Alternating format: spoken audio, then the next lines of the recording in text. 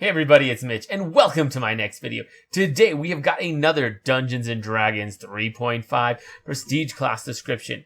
And today, coming at you from the Complete Divine, we got ourselves the Sacred Fist. First, we're going to talk about what is a Sacred Fist. Then we're going to talk about what it takes to become a Sacred Fist. And next, we will talk about what you get as a Sacred Fist. And finally, we're going to talk about how good the Sacred Fist is and how you might use it in a build. So let's get started. All right, first off, what is the Sacred Fist?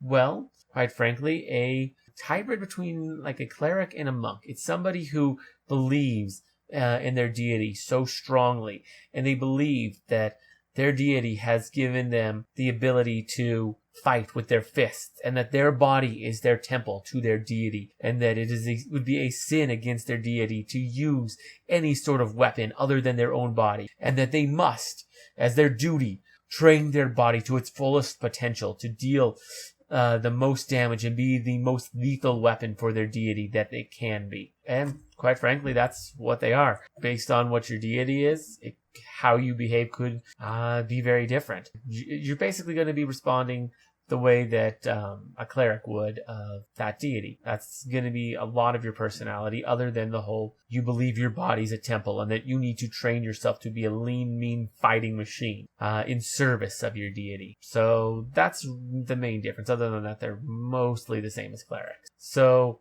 that's what they are. Let's talk about what it takes to become a Sacred Fist. First off, you need a base attack bonus of +4. It's not terrible, but okay, that is a bit of a requirement. Requires knowledge, religion, 8 ranks. Reasonable. That's something you're going to want as a divine caster anyways. Feats. It's going to require combat casting. It's going to require combat reflexes. It's going to require improved unarmed strike. And it's also going to require stunning fists. So for that, you're probably going to want a level of monk to get 2 of those. And combat reflexes is a great feat. Combat casting, quite useful for various casters. So not too terrible. And spells, ability to cast first level spells. So the entry requirements are pretty lax. It's pretty easy to get into prestige class. Somewhat free.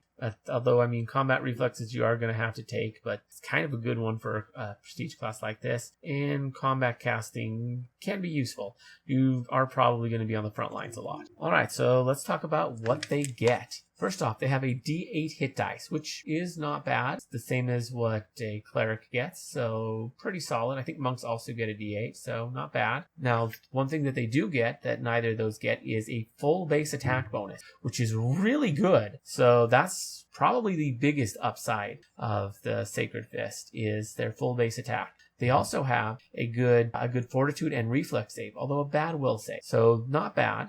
In terms of skills, they get 4+ int, although their skill list is a bit lacking. There's some caster ones that they really would want, but they don't get. And the main one is knowledge religion, which is weird because, as we said, that was a prereq to get in, yet now you don't even get it as a class skill. That's really strange. It's one that you'd really want. It's one that it doesn't have. So that's really weird. And their list is really small. It's 4+ int, which is weird. So yeah, I don't know what's going on with the skills on that one. Let's see. In addition, they also get unarmored damage. It'll stack with that of the monks. And they also get an AC bonus if they're wearing light armor or no armor. And that's just a 1, 2, or 3, depending on what level they are. It's untyped, so it'll stack with everything, including that of the monk. So their monk's one that gives them wisdom is also going to be there, which is going to make them quite useful. And they do get an unarmored speed bonus it's sort of every 3 levels, except for they get the 3rd one a level early, which is weird. Now, they also get spell casting, and this is where it gets a little weird. Rules is written to get full spell casting every single level, because in the text, that's what it says. But the chart only has it as 8/10. You don't get it at 4th or 8th level. So that's a bit of an issue. But it's not so terrible, and it really just depends on whether you want to go rules as written or rules as intended. Rules as written, I'm pretty sure it is full. It absolutely is full as rules as written, but rules as intended, I would say it's an 8th. So that's a thing. They get an ability called Sacred Flames, which could be a lot better, but is actually kind of cool. So what it does is for a standard action activation, you have it last for 1 minute, which is a bit of a problem. That's really the big downside of Sacred Flames is standard action activation, and it only lasts a minute. This is something that they really need to have as a constant thing, but it is what it is. What it does is it makes it so that you can add your wisdom and your class level to your damage roll as a special type of damage, which is half fire rounded up and half sacred, which you can't be resistant against. So not bad. And wisdom is going to be your main skill for this. So that's actually pretty good, although honestly it really should last longer. It'd be way better and way more balanced if it was a continual thing, but I digress. They also get blind sense out to 10 feet. That's actually kind of cool. It's just a nice thing, continually active. It is what it is. They get something called inner armor. And what inner armor does is it lets them once a day get a sacred bonus to AC, saves, and it also gives them spell resistance, which is pretty nice. It's a +4 bonus to both and 25 spell resistance, which isn't bad. And yeah, it's going to last for a number of rounds equal to your wisdom modifier, so that's not terrible. If your wisdom modifier is high, it can last a decent while. And it doesn't say how long, which means, because it doesn't say how long, you go by what type of ability. And since it's an extraordinary ability, that means it's a free action. So you can actually activate this as a free action. So that's kind of cool. You can still only do it once per day, but if you need it, you can do it on your turn with no action lost. And finally, their code of conduct, which you would think, it relaxes the monks. Nope, it doesn't relax the monks. In fact, it gives the monks for this class as well. Also, you can't ever use weapons or you lose your ability to do that, to advance. So you can never use a weapon or else you lose your ability to advance. And you also can never take another class or else you lose your ability to advance. And you can't go back into monk. So this one's kind of a rough one. Once you take it, you kind of got to stick with it. And you can't go back into monk once you leave monk. So that's a bit of an issue. On top of that, if they ever use a weapon, they also lose all their class features, which is kind of nasty. So that's a big issue.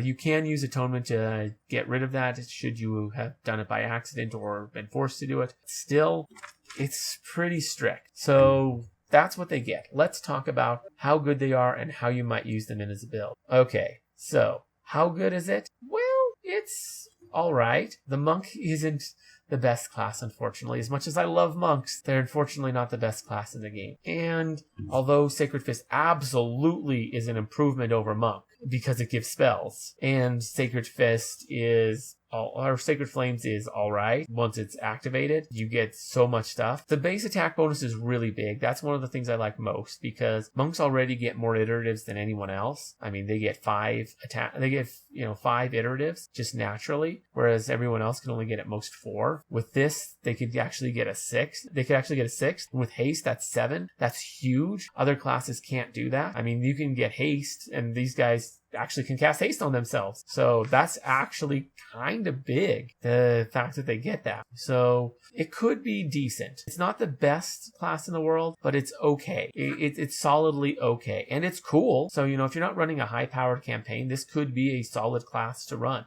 Even in a mid-powered campaign, this could be decent. A low-powered game, this would be great. But yeah, a high-powered game, you're going to fall behind a bit. So, bit of an issue. Now, whether I would rule with a full casting or 8/10, I would say it really comes down to how the campaign is. If it's a high-powered campaign, I might actually rule that it gets full because honestly, it makes the class a lot better and it makes it viable. So I think I'd probably roll that way in a high-powered campaign. Whereas in a lower-powered campaign, I'd probably roll 8/10. Just really depends because this class really needs it. Honestly, I'd be half tempted to house rule Sacred Flames to be a permanent ability instead of a 1 minute per day ability that you can do twice per day with a standard round activation. Like, come on. Monks really need this, or at the very least make it a free action activation. I think that would make it a lot better. But, as it is, it's okay. I would say you could go 2 monk and 4 cleric to get in. So yeah, that should get you your ranks required. Now, I would say focus on cleric because that is a lot better. But once you get into epic, you're going to start running into problems because you don't get knowledge religion as a class skill here, which is a real problem when you get into epic because that's necessary for epic spellcasting. So, bit of an issue. You could run monk and then just keep a little bit of cleric casting. That works. Hard to say what's the best route for this particular one. It's a really weird one. Honestly, if you're gonna play it, have fun with it. It's not super high power. So yeah, that's what I think. Let me know what you guys think about the Sacred Fist down below in the comments. If you enjoyed the video, consider giving it a like. Maybe subscribe for more videos. Also, I stream on Twitch, so definitely check me out over there. Links down in the description, as well as a link to my Discord. So come check it out and make sure to get your rolls when you get there. Anyways, as always, I'm Mitch. I'll be seeing ya.